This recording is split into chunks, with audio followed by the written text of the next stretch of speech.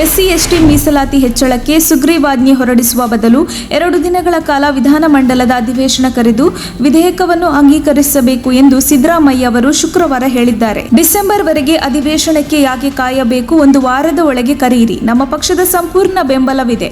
ಅಧಿವೇಶನದಲ್ಲಿ ಮಸೂದೆ ಅಂಗೀಕಾರವಾದ ಮೇಲೆ ದೆಹಲಿಯಲ್ಲಿ ಕುಳಿತು 9 ಶೆಡ್ಯೂಲ್ ಮಾಡಿ ಅಡ್ಡದಾರಿ ಹಿಡಿಯಬೇಡಿ ಎಂದು ಹೇಳಿದರು. ರಾಜ್ಯದಲ್ಲಿ ಹೆಣ್ಣು ಭ್ರೂಣ ಹತ್ಯೆ ಹೆಚ್ಚಳವಾಗುತ್ತಿದ್ದು ಹೆಣ್ಣು ಮಕ್ಕಳ ಸಂಖ್ಯೆ ಕುಸಿತವಾಗುತ್ತಿದೆ ಎಂದು ಕೇಂದ್ರ ಸರ್ಕಾರ ನಡೆಸಿದ ಸ್ಯಾಂಪಲ್ ರಿಜಿಸ್ಟ್ರೇಷನ್ ಸಿಸ್ಟಮ್ 2022ರ ವರದಿಯಲ್ಲಿ ಸ್ಫೋಟಕ ಮಾಹಿತಿ ಬಹಿರಂಗವಾಗಿದೆ. ಪ್ರಸ್ತುತ ರಾಜ್ಯದಲ್ಲಿ 1,000 ಗಂಡು ಮಕ್ಕಳಿಗೆ ಕೇವಲ 916 ಹೆಣ್ಣು ಮಕ್ಕಳಿದ್ದಾರೆ ಎಂದು ಸ್ಫೋಟಕ ಮಾಹಿತಿ ಬಹಿರಂಗಪಡಿಸಿದ್ದಾರೆ. ಇನ್ನು ರಾಜ್ಯದಲ್ಲಿ ಹೆಣ್ಣು ಭ್ರೂಣ ಪತ್ತೆ ಮತ್ತು ಹತ್ಯೆಯ ದಂಧೆಯಲ್ಲಿರುವ ವೈದ್ಯರ ಬಗ್ಗೆ ಮಾಹಿತಿ ನೀಡಿದವರಿಗೆ 50,000 ರೂಪಾಯಿ ಬಹುಮಾನ ನೀಡಲು ರಾಜ್ಯ ಸರ್ಕಾರ ತೀರ್ಮಾನಿಸಿದೆ. ಮೈಸೂರಿನಲ್ಲಿ ಈಗಾಗಲೇ ಮೊದಲ ಅಪ್ಪು ಆಂಬ್ಯುಲೆನ್ಸ್ ಸೇವೆ ಆರಂಭಗೊಂಡಿದೆ. ಮುಂದೆ ರಾಜ್ಯದ ಪ್ರತಿಯೊಂದು ಜಿಲ್ಲೆಯಲ್ಲಿ ಅಪ್ಪು ಆಂಬ್ಯುಲೆನ್ಸ್ ಸೇವೆಯನ್ನು ಆರಂಭಿಸುವುದಕ್ಕೆ ನಿರ್ಧರಿಸಲಾಗಿದೆ ಎಂದು ನಟ ಪ್ರಕಾಶ್ ರಾಜ್ ಘೋಷಣೆ ಮಾಡಿದ್ದಾರೆ.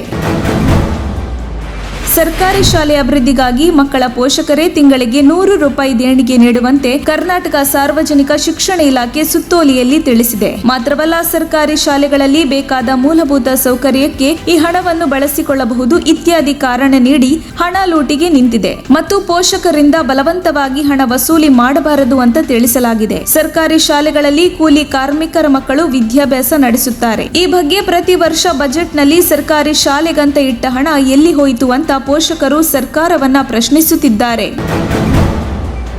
ಬೆಳಗಾವಿಯ ಹೊಸ ವಂಟಮೂರಿ ಗ್ರಾಮದಲ್ಲಿ ಕೌಟುಂಬಿಕ ಕಲಹಕ್ಕೆ ಪತಿ ಪತ್ನಿ ಹಾಗೂ ಪುಟ್ಟ ಮಗು ಸಾವನ್ನಪ್ಪಿದೆ. ಹೊಳೆಪ್ಪ ಮಾರುತಿ ಮಸ್ತಿ ಮತ್ತು ಪತ್ನಿ ವಾಸಂತಿ ಹಾಗೂ ಈ ದಂಪತಿಯ 1.5 ವರ್ಷದ ಮಗು ಮೃತಪಟ್ಟಿದೆ. ಮದ್ಯದ ಅಮಲಿನಲ್ಲಿ ಹೊಳೆಪ್ಪ ಗುರುವಾರ ಪತ್ನಿಯೊಂದಿಗೆ ಜಗಳವಾಡಿದ್ದ. ಆತ್ಮಹತ್ಯೆ ಮಾಡಿಕೊಳ್ಳುವುದಾಗಿ ಹೆದರಿಸುವ ಉದ್ದೇಶದಿಂದ ವಿಷ ಕುಡಿದಿದ್ದ. ಆತನನ್ನು ತಕ್ಷಣ ಆಸ್ಪತ್ರೆಗೆ ದಾಖಲಿಸಿದ್ದರು. ಆತ ಚಿಕಿತ್ಸೆಗೆ ಸ್ಪಂದಿಸದೆ ಶುಕ್ರವಾರ ಕೊನೆ ಉಸಿರೆಳೆದಿದ್ದಾನೆ. ಇದರಿಂದ ಮನನೊಂದ ಪತ್ನಿ ವಾಸಂತಿ ಕೂಡ ತಮ್ಮ 1.5 ವರ್ಷದ ಮಗುವನ್ನು ಕತ್ತು ಹಿಸುಕಿ ಕೊಲೆ ಮಾಡಿ ನಂತರ ತಾನು ಮರಕ್ಕೆ ನೇಣು ಹಾಕಿಕೊಂಡು ಆತ್ಮಹತ್ಯೆ ಮಾಡಿಕೊಂಡಿದ್ದಾಳೆ. ಈ ಬಗ್ಗೆ ಬೆಳಗಾವಿ ಕಾಕತಿ ಪೊಲೀಸ್ ಠಾಣೆಯಲ್ಲಿ 2 ಪ್ರತ್ಯೇಕ ಪ್ರಕರಣಗಳು ದಾಖಲಾಗಿದೆ.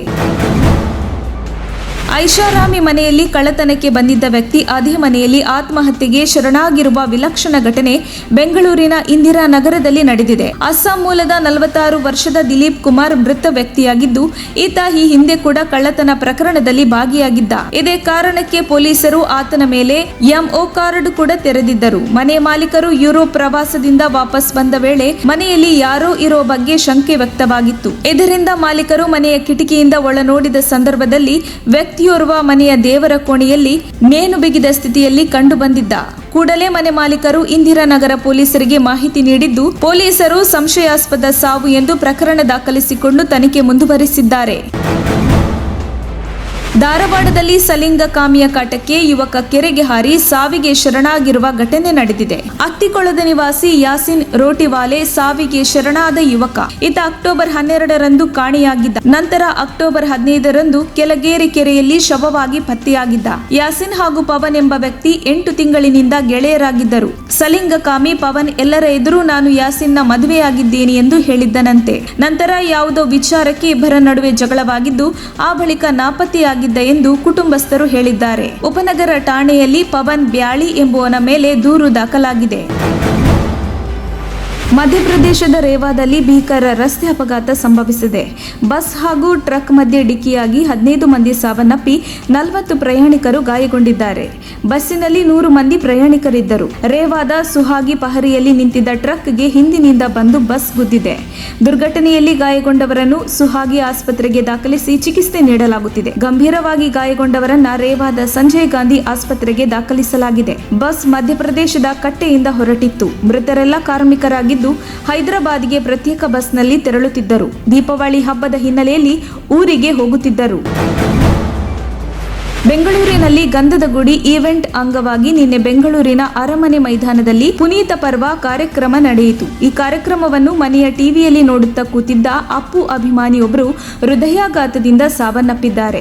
ಗಿರಿರಾಜ್ ಹೃದಯಾಘಾತದಿಂದ ಸಾವನ್ನಪ್ಪಿದ ಪುನೀತ್ ಅಭಿಮಾನಿ 10:30ರ ಸುಮಾರಿಗೆ ಬಾತ್ರೂಮ್ಗೆ ಹೋಗಿದ್ದಾರೆ. ಅಲ್ಲಿಯೇ ಕುಸಿದು ಬಿದ್ದಿದ್ದಾರೆ. ಮನೆಯವರಿಗೆ ಗೊತ್ತಾದ ಕೂಡಲೇ ಅವರನ್ನ ಕೆಜಿ ಜನರಲ್ ಆಸ್ಪತ್ರೆಗೆ ಕರೆದುಕೊಂಡು ಹೋಗಿದ್ದರು. ಆದರೆ ವೈದ್ಯರು ಈಗಾಗಲೇ ಮೃತಪಟ್ಟಿದ್ದಾರೆ ಎಂದು ತಿಳಿಸಿದ್ದಾರೆ. ಬೆಂಗಳೂರಿನಲ್ಲಿ ಒಂದೇ ಕುಟುಂಬದ ಮೂವರು ಸೀಮೆ ಎಣ್ಣೆ ಸುರಿದುಕೊಂಡು ಆತ್ಮಹತ್ಯೆ ಮಾಡಿಕೊಂಡಿರುವ ಘಟನೆ HLSR ಲೇಔಟ್ ಠಾಣಾ ವ್ಯಾಪ್ತಿಯಲ್ಲಿ ನಡೆದಿದೆ. ಆತ್ಮಹತ್ಯೆ ಮಾಡಿಕೊಂಡ ಕುಟುಂಬಸ್ಥರು ಕೇರಳದ ನಿವಾಸಿಗಳು. ಸಂತೋಷ್ ಕುಮಾರ್ ಇವರ ಪತ್ನಿ ಮತ್ತು ಮಗಳು ಸೀಮೆ ಎಣ್ಣೆ ಸುರಿದುಕೊಂಡು ಆತ್ಮಹತ್ಯೆ ಮಾಡಿಕೊಂಡಿದ್ದಾರೆ. ಆತ್ಮಹತ್ಯೆ ಮಾಡಿಕೊಂಡ ಸಂತೋಷ್ ಕುಮಾರ್ ಮಷಿನ್ ಟೂಲ್ಸ್ ಅಂಗಡಿ ಹೊಂದಿದ್ದರು. ಇತ್ತೀಚೆಗೆ ಉದ್ಯಮದಲ್ಲಿ ಲಾಸ್ ಆಗಿ ಸಾಲ ಮಾಡಿಕೊಂಡಿದ್ದರು. ಸಾಲಗಾರರ ಕಾಟಕ್ಕೆ ಬೇಸತ್ತು ಈ ಮೂವರು ಆತ್ಮಹತ್ಯೆ ಮಾಡಿಕೊಂಡಿದ್ದಾರೆ ಎಂದು ಶಂಕಿಸಲಾಗಿದೆ. ಮೃತ ಸಂತೋಷ್ ಕುಮಾರ್ ಮಗಳು ದ್ವಿತೀಯ PUC ವ್ಯಾಸಂಗ ಮಾಡುತ್ತಿದ್ದಳು.